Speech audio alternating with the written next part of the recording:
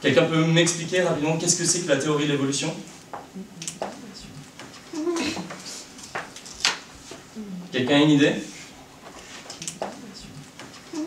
Et donc moi c'est Quentin, je suis étudiant en doctorat à l'université de Paris 11 et j'interviens ici pour vous raconter des choses sur l'évolution. Donc on va surtout s'attarder sur le voyage autour du monde de Darwin dans le HMS Beagle.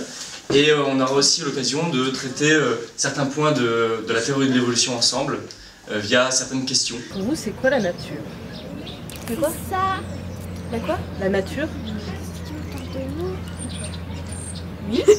C'est les êtres vivants. C'est les êtres vivants. Non, je suis pas d'accord. C'est les êtres vivants aussi, mais c'est plus le côté végétal et tout, non? Même si c'est à la base, c'est vivant aussi. C'est notre environnement. Qu'est-ce qu'il y a en végétal alors? Ça. Voilà. C'est des feuilles. Des feuilles? On dirait du bambou un peu. Et Robin, toi, qu'est-ce que t'en penses? Bah la même chose, c'est plutôt ce qui n'a pas été créé par l'homme. La nature n'a pas été créée par l'homme. Alors c'est quoi qui n'est pas la nature? Enfin si, il y a certains endroits, ça a été... c'est la nature, mais ça a été artificiel en fait. C'est nous qui avons décidé de le mettre ici, dans le jardin ou le potager en fait. Par exemple là, le sol c'est pas naturel.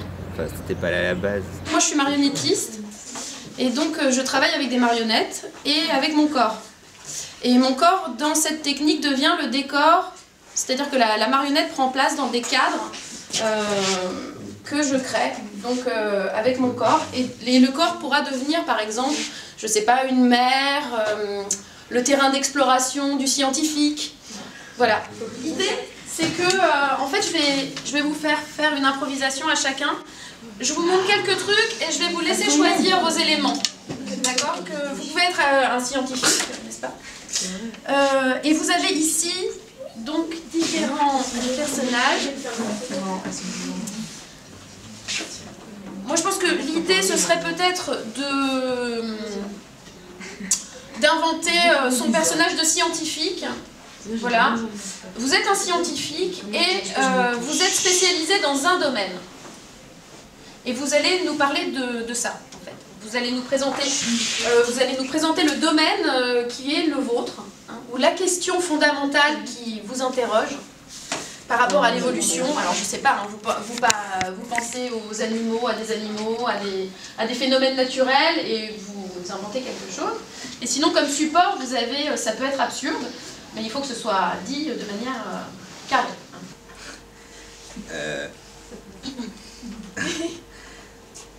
La poule et le coq, ils ont fait des bébés. Et Loi, elle est toute seule. Et les trois, ils sont mangés par le loup, le renard et le chat, parce qu'il est féroce. C'est un chat sauvage. Ils sont féroces, hein. Ouais, montre-nous comme ils sont féroces. Ah, c'est dur. Ils les ont vidés de leurs entrailles. Il y a des enfants qui regardaient cette vidéo. Mais vous êtes spécialiste de quoi?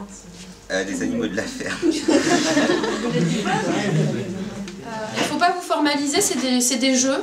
Et puis au fur et à mesure, voilà, on va construire une histoire. On n'a pas de décor pour cette histoire. Et le décor, ce sera un cadre et notre corps. Donc ça c'est mon copain. En fait je crois que c'est un tyrannosaure ou... C'est un tyrannosaure. Voilà, c'est ça, il faut affirmer. Oui, voilà.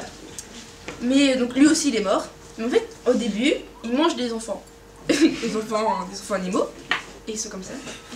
Et pour pas qu'on les voit, parce qu'il a des tout petits yeux avec des toutes petites pattes avant, et ben en fait, fallait pas qu'ils bougent. J'ai fait dans Jurassic Park. Non mais c'est vrai, c'est vrai. Parce que... Non mais c'est vrai, c'est scientifique. Oui, c'est vrai, c'est prouvé. J'ai fait des études sur ça quand je suis partie en Amazonie. Donc voilà. Et donc en fait, mais sauf que vu qu'ils sont tous affolés, ils comprennent pas, ils ont peur parce qu'il est grand quand même, vous voyez, il est tout petit. Vous avez fait des études en Amazonie? Oui, totalement. Oui. Voilà. Votre sujet de mémoire portait sur quoi? C'est-à-dire que vous êtes spécialiste en dinosaure. Si, je suis spécialiste en dinosaure, voilà. Il en existe encore quelques-uns En Amazonie, ils sont très cachés. Vous savez, c'est une forêt très dense, donc forcément, on a du mal à les trouver, mais vu que je suis très douée, j'ai pu les trouver. Bref, revenons à ça. Donc voilà, donc toutes ces espèces, elles ont disparu. Espèces, dans le cadre pour que vous voyez tous. Voilà. Parce que justement, ils bougeaient devant le grand tyrannosaure. Ils avaient peur, ils disaient ah, ils couraient partout. Parce qu'ils savaient pas qu'il fallait bouger. On a démontré ça ensuite. Parce que bête, ils avaient des yeux très bizarres. Et du coup, quand ils bougeaient pas, ils les voyaient pas. Vous voyez, là, ils les voient pas. C'est qu'ils regardent comme ça. Donc après, ils sont morts. Voilà. Donc lui, il est tout seul. Et vu qu'ils sont tous morts, et ben il est mort aussi. Parce qu'il avait rien à manger. Et après, il y a eu lui. Ils peuvent nous lancer un dernier regard quand même avant de s'éteindre. Totalement. Mais de toute façon, il n'est pas tout à fait mort parce qu'il avait une très grande famille. Ah. Et après, ben, il a eu lui. C'est un petit bébé. Il y en a d'autres. Avec qui? C'est son frère. Avec qui? Tout seul, comme les escargots. C'est tellement morphodique, en fait, il possède les deux sexes, donc il fait ça tout seul en fait. Moi je vais pas vous expliquer, c'est un peu quelque chose, enfin, je dirais pas vulgaire mais personnel. Donc, très bien. Donc voilà. Donc un jour, bah, la maman elle est morte, enfin la maman et le papa, il est mort aussi. Parce qu'il n'y en avait plus, ils ne pouvaient plus, ils étaient très vieux.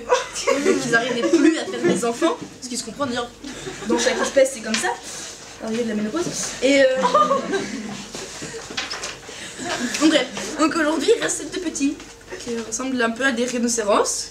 Mais vous voyez, c'est pas tellement pareil, parce qu'il n'y a pas ça devant. Merci, très bien, c'est passionnant. Voilà, oui. Et c'est tout, voilà, il reste là. Merci beaucoup. Darwin a parcouru, à l'âge de 22 ans, il est parti, donc c'est ce qu'on va voir dans le documentaire, sur un navire anglais qui a circulé longtemps autour de l'Amérique du Sud, et il était le naturaliste à bord. Et donc il a fait énormément de remarques et de commentaires sur ce qu'il a observé, et ce qui lui a permis après de construire donc la théorie de l'évolution, qu'il explique dans l'origine des espèces. Donc ça, c'est la trame. Alors après, on verra beaucoup de choses sur comment fonctionne l'évolution et qu'est-ce que vous en connaissez surtout. Lui, c'est Dieu. Ok. C'est lui qui a créé le monde des petits œufs. Alors là, eux, ils font une course de bateau parce qu'eux, ils veulent les manger. Et le plus féroce, c'est lui, malgré les apparences. Parce qu'il a une tête qui fait peur. Bon, je sais pas, moi, je reste ça, lui, il ferait plus peur. Eux, ils veulent manger. Eux qui font la course de bateau. Et en fait, lui, lui... Il y a Dieu qui s'affaisse. Ça doit être dimanche. Il y a Dieu qui s'affaisse. Ah oui, non. Il est tombé. C'était sous le choc de la course de bateau, et ben il s'est endormi parce qu'ils sont lents, ils sont nuls. Regardez, il est tombé de son bateau. Et donc lui, c'est ça. C'est le pape. C'est ça. On le voit pas très bien parce qu'il est pas dans le cadre. Faut nous le présenter dans le cadre. C'est le jury de la course aussi, le bateau. Et en fait, eux, ils vont aller manger, ils ont été invités exprès, c'est des acteurs. Parce que sinon, ils sont déjà lents comme ça. Il va être encore plus lent sinon. Et c'est pour stimuler la course. Pour le moment, c'est... ce truc. Je sais pas ce que c'est.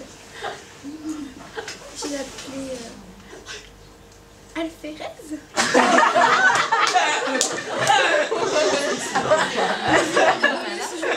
Il participe dans l'œuvre de Jésus. En plus, il aime Jésus. D'accord. Et donc, vous êtes spécialiste de quelle question, Andrea? Tout ce qui est en rapport avec la religion. Très bien. Et sinon, donc, c'est quoi un environnement? Bah, c'est tout. C'est un lieu, de nous, ouais. C'est un endroit. Franchement. C'est un Un habitat. lieu, un pays, un endroit, Ouais. Un milieu de vie. un milieu de vie. Le poisson, son environnement, c'est la mer, ou le fleuve, ou non. Si on met le poisson sur terre, forcément, ça va changer quelque chose, il va Il mourir. va mourir. Mais pas le avant, même les milieu. dauphins, ils vivaient sur Terre. Il y a le milieu aquatique, Ben, le milieu terrestre et le milieu désert. Je sais pas s'il y a un mot pour ça. Désertique. Ah, y a rien. Et on pourrait changer d'environnement d'une espèce à l'autre. Ce sera difficile pour Oui, eux. ça dure. Ça dépend. Comme il a dit, par exemple pour nous les humains, c'est pas parce qu'on est complexe qu'on peut s'adapter à n'importe quel milieu. C'est en fait seulement il y a juste la bactérie qui peut faire ça parce qu'en fait son organisme est tellement simple qu'elle peut s'adapter à n'importe quel milieu. Donc, au milieu terrestre, aérien, aquatique, aussi bien dans un milieu très salé, très froid, très chaud. Alors que nous, on peut pas forcément... on peut pas tout simplement en fait. On pourrait pas être dans l'environnement d'un oiseau. On peut, ouais. On dit on peut pas voler. Je vous explique le principe, c'est que pour la présentation du 15, on va pas pouvoir passer toutes les scènes, c'est impossible. Mais par contre, on va tous lire. On va faire une lecture de tout, s'il te plaît. On va faire une lecture de tout le texte, d'accord? Donc déjà, il va falloir essayer de lire, et là on va le faire, on va le répéter. On va le faire avec Greg. En musique, il va y avoir le texte et une improvisation musicale sur le texte, d'accord? Par exemple, il y a une population, il y a un ensemble d'individus.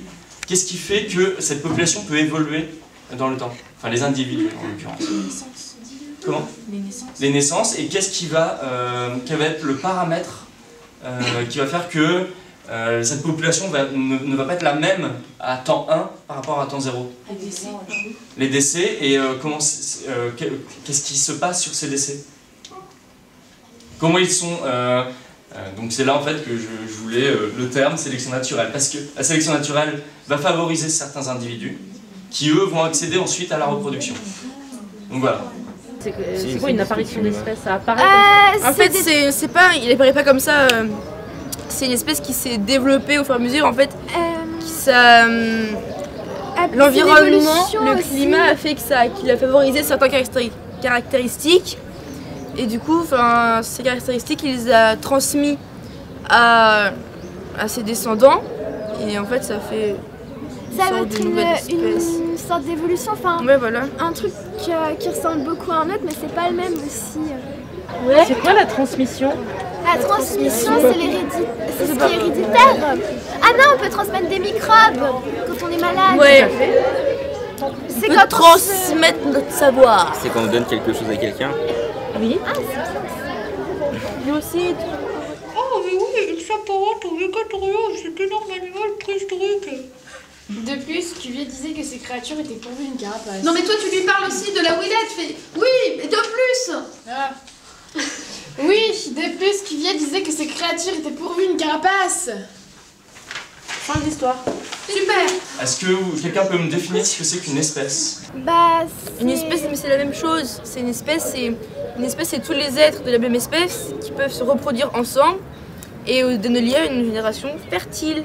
Mais un scarabée et un homme, ça, on en parlait tout à l'heure. non. Ça peut faire des bébés? Bah non, c'est trop différent. Il dit il y a un problème de taille un peu quand même. Et ça rentre dedans. Ça s'emboîte pas. Si on prend des chiens qui, on considère actuellement qu'ils sont de la même espèce, mais si on les sépare pendant très longtemps et on émet des pressions de sélection différentes sur chacun des groupes, on va obtenir des chiens très différents. Et qu'est-ce qui va faire qu'ils seront... Ouais. La race. Alors la race, ça, c'est... ouais, mais ça ne compte pas. Tu parles fort.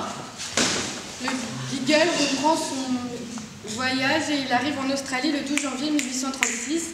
Darwin est en admiration devant la ville de Sydney.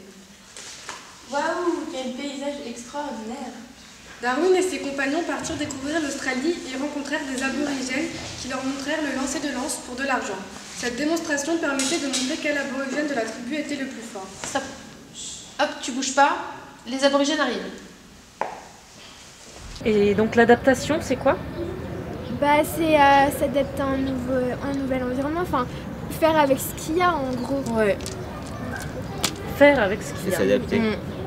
Et c'est lié à l'évolution, ça? Bah, Peut-être. un petit peu. Bah si, je pense, un peu quand même. Au bout d'un moment, ça va nous. Parce que s'ils n'étaient pas adaptés, ils sont... Ah, j'ai cru que c'était un pigeon géant. S'ils sont pas adaptés, Bah, il meurt. ils meurent. Bah, oui.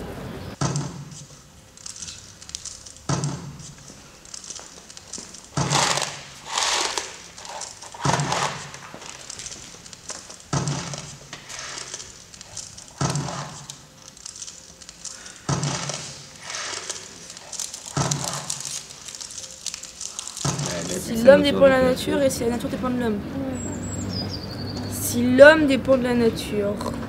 Bah oui, parce que s'il n'y a plus de plantes, s'il n'y a plus de Ouais, trucs pour respirer ou je sais plus quoi. Bah oui, Ah, parce qu'on a besoin des arbres pour vivre. Tiens donc. Et s'il n'y a plus de terre, et ben on Et si on les coupe touche, tous, comment on fait? Pourquoi on a besoin d'arbres pour vivre? Parce, qu'il y a Parce que, l'oxygène, ou oui, je sais pas quoi. Ils rejettent du dioxygène. Ou l'oxygène, je sais plus. Un truc Ce comme qui ça. fait que nous on a besoin de ça en gros. Et s'il n'y a plus d'arbres, bah nous on respire plus et on meurt. Et d'ailleurs je crois que tout le monde meurt. Non? Si. Si tu... les deux coups, tu peux faire licorne. Tu laisses. Tap. Et ça va faire tout. Tu vois? Il peut y avoir... voilà, mais c'est pas mal ça. On se garde ça dans la tête, ça marche? Donc tu gardes ton matos, t'avais ça et ça. Plus la table, ok? Ok. Tableau numéro 4. Est-ce qu'on aurait pu évoluer autrement? Oui. Oui, Bah oui sûrement. Selon... s'il y aurait eu un autre environnement. Mais le par hasard a exemple. fait. Si, je sais pas comment ça va, je crois que c'est la gravité ou un truc comme ça, l'apesanteur, enfin je sais pas quoi, c'était plus lourd. Nous on serait pas bipède, on marcherait pas sur nos deux pieds, on marcherait en rampant. Sinon ça serait trop lourd, C'est on pas pourrait pas se bipède. porter. Enfin c'est logique. Oui. Vous avez d'autres Nous, exemples, on a la une fille, autre de ça? forme. Une de évolution quoi différente que... Je vais répéter ce qu'il a dit puis vous couperez quand il a dit, ok? Alors en fait, Alors, je sais- une autre question. Est-ce que tu peux imaginer à quoi on ressemblera dans 1 million d'années ou 1 milliard d'années, tu choisis? On aura Robot. 6 doigts. Bah, Nous, on ça- aura que non, quatre. mais- Pourquoi? Parce qu'il y a déjà des gens qui commencent à l'avoir. Ah ouais. Ah bon? Oui. Bah moi on m'a dit ça. Hein. Non, on aura Bah, un tout orteil en dépend moins. de ce qui se passera en fait. On peut pas vraiment. Enfin, moi je peux pas vraiment savoir. Je pense qu'il y a des scientifiques qui ont dû mettre des théories sur ça, ont dû faire des recherches, mais moi, Mais moi je pense que Toi, tu dis que ça dépend du hasard. Ouais. pas Moi forcément aussi. du hasard, ça dépend de tout ce qui va se passer. Parce que je sais pas, de toute façon, je serai pas là donc. Prenez votre temps et voilà, lisez ça. Ça marche? On se le fait une dernière fois comme ça en lecture. Avec toi en plus, très bien. Maintenant il ne te reste plus qu'à lever le nez. Ok? 1, 2, 3. Je vais prendre mon fil micro et je vais en banane le 34. 1, 2, 3. Top! 4 octobre 1836. Le HMS Beagle arriva enfin en Angleterre. Darwin, une fois à terre, se dirige vers la maison familiale. Le lendemain, il retrouve son père. Bonjour Charles, je tenais à vous dire à quel point je suis fier de vous et de votre voyage.